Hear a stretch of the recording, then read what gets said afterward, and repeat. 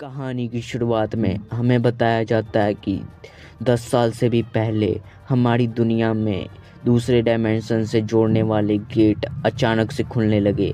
इसके उस पार ऐसे जीव होते थे जिन्हें हम जादुई दानव कहते हैं। इनके ऊपर आम हथियारों का कोई असर नहीं होता था। जो लोग इन दानवों से लड़ने के लिए खुद को काबिल बना पाए उन्हें हंटर कहा जाता था। उनके शरीर में किस रैंक की शक्ति है इसके आधार पर उन्हें अलग अलग रैंक में बांटा जाता था, जैसे कि ABCDE, जिसमें S सबसे बड़ा रैंक होता था और E सबसे घट। हमें 3 साल बाद प्रेजेंट का सीन दिखाया जाता है, जहाँ पे हम देखते हैं कि इस कहानी के मेन कैरेक्टर को दिखाया जाता है जिसका नाम होता है संग, जो आते हुए कहता है कि तुम लोगों के साथ दोबारा काम करके मुझे बहुत अच्छा लग रहा है। फिर उनमें से एक बंदा कहता है कि हे संग, तुम यहाँ आने से पहले कुछ खाकर तो आए हो ना? जिसके बाद संग कहता है कि हाँ बिल्कुल मैं खाकर आया हूँ। और फिर वो दूसरा बंदा कहता है कि ये बहुत बड़ी तोप है, क्या सब इसके बारे में बात कर रहे हैं? तोप छोड़, ये तो छुरी भी नहीं है। तुम्हारे जाने के बाद ये लड़का है जो दुनिया का सबसे कमज़ोर लड़का है। ई रैंक की छोटी सी लड़ाई ने इसको हॉस्पिटल पहुंचा दिया। सोच ये कितना कमज़ोर होगा। ये दुनिया का सबसे कमज़ोर लड़का है।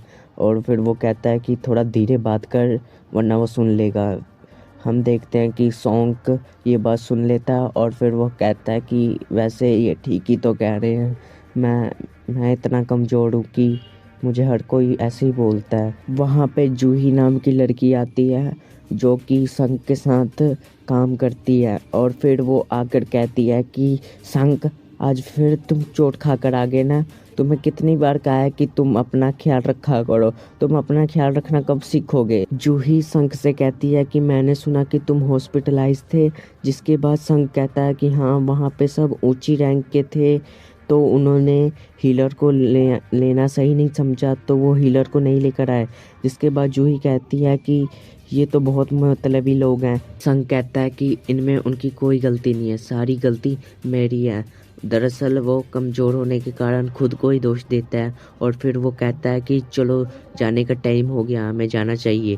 फिर हमें दिखाया जाता है इस मिशन के लीडर को, जिसका नाम होता है मिस्टर संग, जो इन सब में सबसे ऊंची रैंक का होता है। जिसके बाद सभी पोर्टल के अंदर जाने लग जाते हैं और फिर हम देखते हैं कि संग अपनी चाकू को निकाल कर देखता है जो कि बहुत पुरानी होती है और उसमें ना के बराबर जादू होता है। वो कहता है कि मेरे पास इतने पैसे नहीं थे कि मैं नवा चाकू ले पाऊँ। फिर वो उस पोर्टल के अंदर चला जाता है। जिसके बाद हम देखते हैं कि वो उस पोर्टल के अंदर जाने के बाद वहाँ पे एक मॉन्स्टर को मार के एक स्टोन कलेक्ट कर लेता है। उसी टाइम दूसरा मॉन्स्टर उसके ऊपर अटैक कर देता है, जिसको डॉज करते टाइम उसका हथियार टूट जाता है। फिर वो मॉन्स्टर संग के पेट में तलवार घुसा देता है। जिसके बाद हम देखते हैं संग का एक मेंबर उस मॉन्स्टर को मार देता है। फिर जूही संग को हील करने लग जाती है और संग देखता है कि उसके बिना किसी मदद से वो सारे आराम से उन मॉन्स्टर से लड़ रहे होते हैं, जिनको देखकर वो थोड़ा सा निराश होता है। हमें स्टोन्स के बारे में बताया जाता है, जहाँ पर हमें बताया जाता है कि ऐसे स्टोन्स सिर्फ ऊंची रैंक के दानवों से मिलते हैं, जिनसे हम बहुत सारे ऐसे शक्तिशाली हथियार बना सकते हैं जिनसे दानवों से लड़ा जा सके। इसके अलावा माना क्रिस्टल, जो सिर्फ तहखाने से इकट्ठा किया जा सकता है, पर ये थोड़ी सी कम शक्तिशाली होती है। ये एक नए पावर सोर्स की तरह है जो परमाणु से महफूज, हवा पानी से भी ज़्यादा कारगर, और इससे प्रदूषण भी नहीं होता। सरकार इसका इस्तेमाल करके बिजली पैदा करना चाहती है और इसे सिर्फ हंटर ही इकट्ठा कर सकते हैं, इसलिए हंटर्स के ऊपर बहुत बड़ी जिम्मेदारी है। वही दूसरी तरफ हंटर्स ने उस गुफा के बॉस को मार दिया होता है। जूही संग से कहती हैं कि संग सुनो, कहीं तुम किसी जिद में आकर हंटर तो नहीं बने हो ना? क्योंकि चोट तुम्हें एक जगह नहीं बहुत जगह लगी है। अगर ऐसा ही रहा तो तुम्हें बहुत गहरी चोट लग सकती है। संग जूही से माफ़ी मांगता है, जिसके ऊपर जूही कहती है कि मुझसे माफ़ी मांगने की ज़रूरत नहीं है।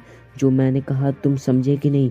जिसके बाद संग कहता है हाँ मैं समझ गया। संग के पास एक स्टोन होता है जो कि ई रैंक का होता है। उन लोगों की नज़रों में इसकी कोई कीमत भी नहीं होती। हम देखते हैं कि उन्हें एक गुफा मिलती है जो कि एक प्राचीन तहखाना होता है। वो सोचते हैं कि इस तहखाने के अंदर हमें लूट का और सामान मिल सकता है। फिर उनका लीडर कहता है कि रुको, ऐसे हालात में हमें हंटर एसोसिएशन के आदेश का इंतज़ार करना चाहिए। जिसके बाद वहाँ पे लोग कहते हैं कि अगर ऐसा ही रहा तो यहाँ पे कोई और लूट के चला जाएगा। फिर उनमें से एक कहता है कि वैसे भी ये ई रैंक का मामूली सा तहखाना ही तो है, क्या ही फ़र्क पड़ता है, वैसे भी रूल्स तोड़ने के लिए ही तो बनाए जाते हैं। उसके बाद उनका लीडर कहता है कि मैं तुम्हारी बात समझ रहा हूँ पर इसमें हमारी जान जा सकती है। फिर वो कहता है क्यों ना हम वोट से डिसाइड करें। जिसके बाद हम देखते हैं कि सब अपना अपना वोट पाते हैं। 6 लोगों ने ना कहा होता है और 6 लोगों ने हाँ कहा होता है। उसके बाद सिर्फ संग ही बच जाता है। संग सोचता है कि उसके लिए डी रैंक की गुफा में जाना खतरे से खाली नहीं, पर क्योंकि उसके डैड का पता नहीं लग रहा होता और उसकी मॉम के इलाज के लिए पैसों की ज़रूरत होती है और उसे अपनी बहन की पढ़ाई के लिए भी पैसों की ज़रूरत होती है। जिसके बाद वो डिसाइड करता है कि उसे अपनी बहन की पढ़ाई और माँ के इलाज के लिए वो उस गुफा में जाने के लिए हाँ कर देता है। फिर हमें हंटर बनने की प्रक्रिया को दिखाया जाता है जहाँ पर जिसकी जितनी पावर होती है उस हिसाब से उन्हें रैंक दिया जाता है, जहाँ पर अलग अलग कंपनियाँ उन्हें हायर करती हैं। फिर हमें उनके बॉस को दिखाया जाता है जो कह रहा होता है कि एज और जेंडर से कोई फ़र्क नहीं पड़ता, अगर वो हमारे काम आते हैं तो उन्हें ऑफ़र दे दो। वैसे भी हम कहाँ ऐसे को ढूंढ रहे हैं जिसकी बराबरी हैंड से की जा सके। हम देखते हैं कि सीन चेंज होता है और 2 चोर बाइक से एक आंटी का पर्स चोरी करके भाग रहे होते हैं और उनके सामने एक लड़की आ जाती है। वो लड़की उनसे पर्स छीन लेती है। वो और कोई नहीं, हैन होती है जो कि लोगों में बहुत ही ज़्यादा फेमस होती है। फिर हमें वापस से गुफा का सीन दिखाया जाता है जहाँ पे संग जूही से माफ़ी मांग रहा होता है। जिसके ऊपर जूही कहती है कि ये किस लिए था। संग कहता है कि मैंने अपना वोट हाँ में दिया जिसकी वजह से अब तुम भी मुसीबत में हो। जूही कहती है कि तुम्हें मेरी फ़िक्र करने की कोई ज़रूरत नहीं है और वो थोड़ी सी गुस्सा हो जाती है और कहती है कि अगर चोट तुम्हें ऊपर लगी होती तो तुम मर सकते थे। तुम समझ रहे हो ना मेरी बात। और फिर वो कहती है कि अगर तुम मुझे लंच पर लेकर जाओ तो मैं तुम्हें माफ़ कर सकती हूँ। उसके बाद वो एक गेट के पास पहुँच जाते हैं जहाँ पर जाने के बाद वो कहते हैं कि चलो अंदर चलें।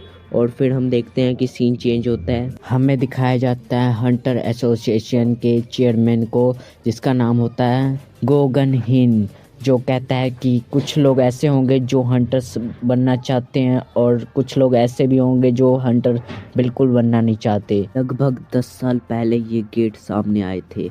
अब भी हम इसके बारे में ज़्यादा कुछ नहीं जानते, तो इसलिए हंटर बनना ऐसा है जैसे कि जान को जोखिम में डालना। तो हमें लापरवाह बिल्कुल नहीं होना, अगर जिंदा रहना है तो डरना जरूरी है। वही दूसरी तरफ हम देखते हैं कि हंटर्स उस गेट के अंदर चले जाते हैं जहां पर जाते ही लाइटें अपने आप जल जाती है और अंदर जाके वो जब देखते हैं कि वहाँ एक भी दानव नहीं होता और वहाँ पे बहुत बड़ी बड़ी मूर्तियाँ होती हैं। वो देखते हैं कि प्राचीन लिपि में इस मंदिर के कुछ नियम लिखे होते हैं, जिसमें पहला नियम ये होता है कि देवता का सम्मान करो, दूसरा नियम उसकी तारीफ करो और तीसरा नियम ये होता है कि अपनी भक्ति साबित करो। जूही संग से कहती है कि संग सुनो, मुझे ऐसा लग रहा है कि वो बड़ी वाली मूर्ति की आंखें अपने आप हिल रही हैं, ऐसा लग रहा है जैसे वो हमें देख रही हो।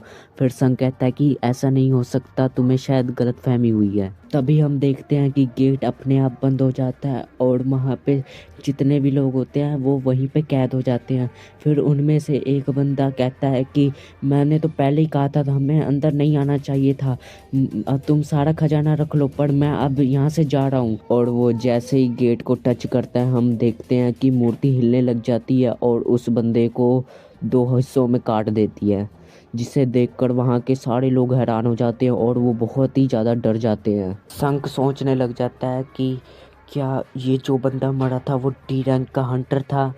कुल मिला के वो मुझसे और मेरी ई रैंक से तो काफ़ी बेहतर था, फिर भी वो एक झटके में मर गया।